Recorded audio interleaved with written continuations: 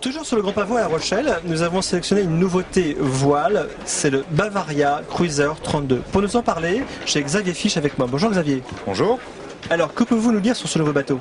Donc, ce nouveau bateau est issu donc, de la collaboration donc, entre Bavaria et Bruce Farr. Donc, c'est Bruce Farr qui a designé donc, le bateau. Donc, on a une carène très efficace et puis vraiment un design moderne et très agréable, très confortable. Alors, je crois que ce 32 est en fait votre entrée de gamme. Tout à fait, c'est notre entrée de gamme, c'est le remplaçant donc, du Bavaria 31 Cruiser. Et ce bateau donc, mesure 3,42 m de large par 9,99 m de long. Alors dites-moi, c'est un bateau typé propriétaire ou location?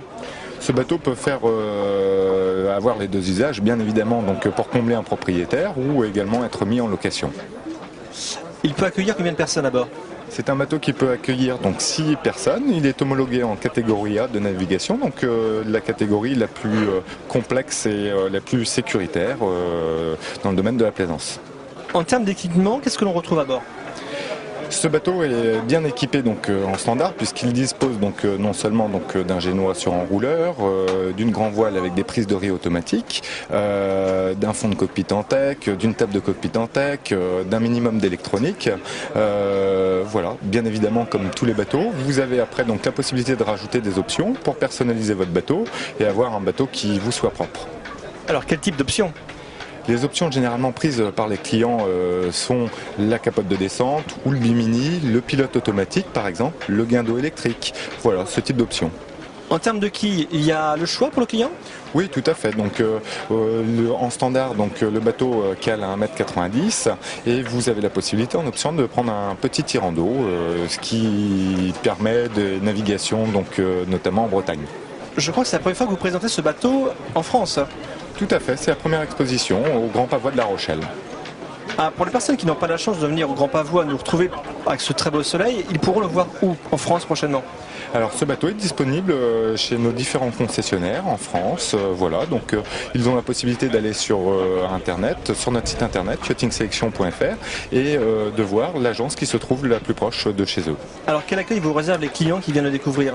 Écoutez, pour un lancement, ce bateau fait l'unanimité auprès de la clientèle.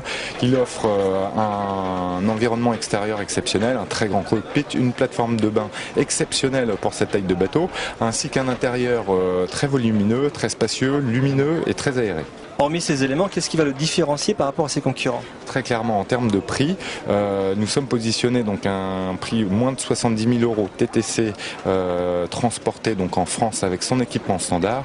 Et c'est un bateau qui fait encore une fois quasiment 10 mètres.